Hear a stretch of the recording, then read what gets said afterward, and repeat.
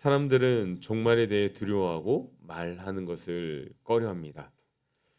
하지만 예수님을 믿는 사람들은 종말을 바라보고 그날을 기대하고 고대하며 살아가는 존재들입니다. 그렇다면 예수님을 믿는 믿음의 사람들이 종말을 두려워하지 않고 오히려 기다리는 삶이 될 수 있는지를 오늘 주어진 말씀을 통해서 함께 살펴보고자 합니다. 바리새인들은 예수님께 하나님의 나라가 어느 때에 임하는지 묻습니다. 그러자 예수님은 바리새인과 제자들에게 종말의 때도 장소도 시기도 알 수 없다라고 말씀하십니다. 종말은 번개가 번쩍인 것 같아서 하나님의 나라가 임했다라는 소문이 날 새도 없이 임할 것이라고 말씀하시죠. 그리고 예수님은 이를 강조하기 위해서 노아의 홍수 시대의 이야기, 그리고 소돔이 멸망당할 때의 이야기를 하십니다. 이 두 이야기의 공통점이 무엇입니까? 그것은 바로 그 시대를 살아갔던 사람들이 하나님의 심판의 때를 준비하지 않고 일상적인 생활을 하고 있었다라는 것입니다.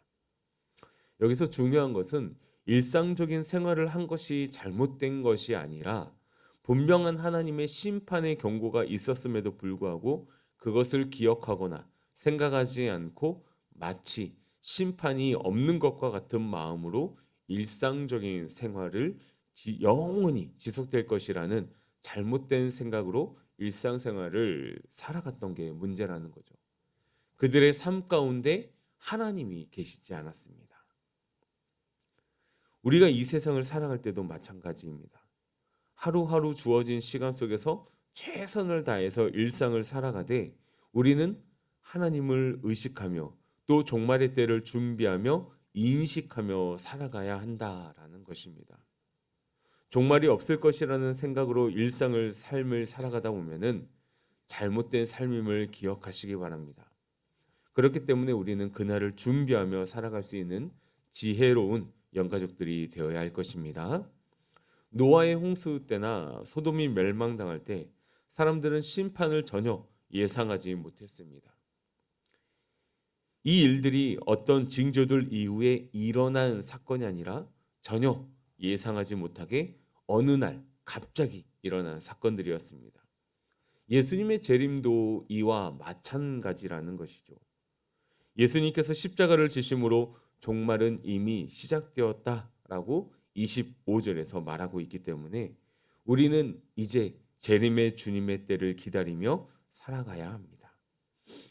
그런데 그날이 언제인지는 우리는 알 수 없습니다. 예측할 수 없습니다. 그런데 간혹 가다가 그 시기를 알 수 있다고 주장하는 사람들이 나오는데 그들의 말에 미혹되지 않도록 우리는 올바른 믿음과 올바른 신앙 안에서 깨어 있어야 할 것입니다. 그리고 예수님은 20절과 30절 말씀을 통해서 종말의 날이 언제인지 알 수 없다는 가르침과 종말이 어떤 모습으로 임할지 알 수 없다라는 말씀을 하시고 또 34절과 37절의 가르침 사이에서 제자들이 종말의 때에 어떤 자세를 가져야 하는지를 31절과 33절의 말씀을 통해서 가르쳐 주고 있다라는 것이죠.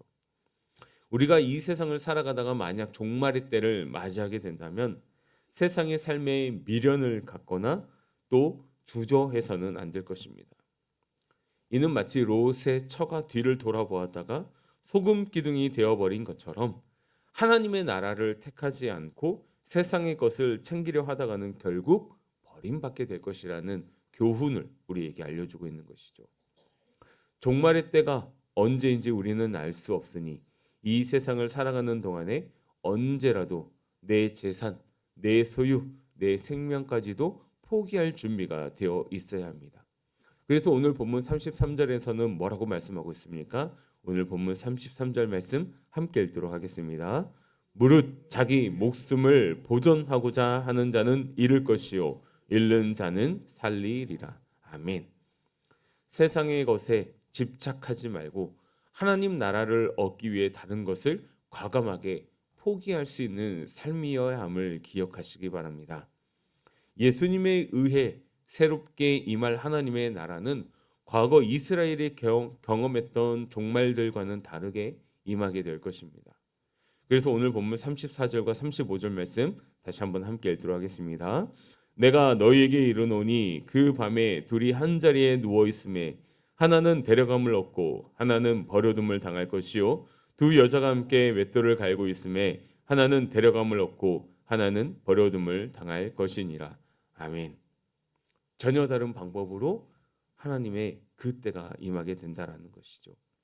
노아의 홍수, 그리고 소돔의 멸망, 예루살렘의 패망, 이 모든 것들은 전 인류 또는 성 안에 있던 모든 백성들에게 임하였습니다.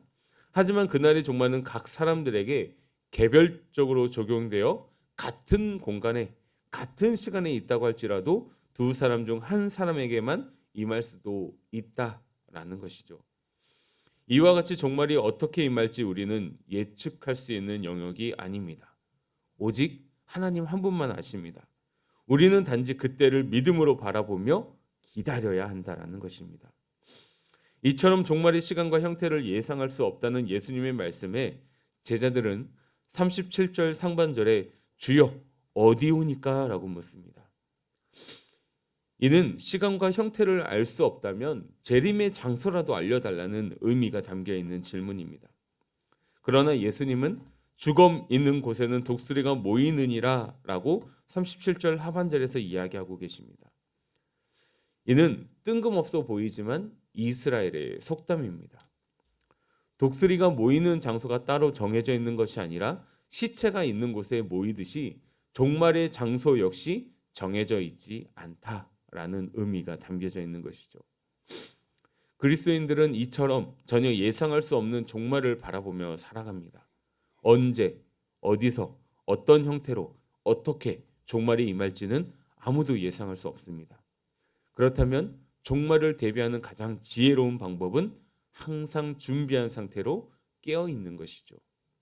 사랑하는 영가족 여러분, 그 시기와 날이 언제인지 우리가 알 수 없기 때문에 오늘 일을 내일로 미루지 말고 오늘 하루하루의 삶에 충실하고 현재의 상황에 만족하며 우리 안에 있는 하나님의 능력으로 말미암아 우리가 살아가는 것을 하나님의 나라로 바꾸어가고 그 날을 준비하는 삶이 되시기를 소망합니다.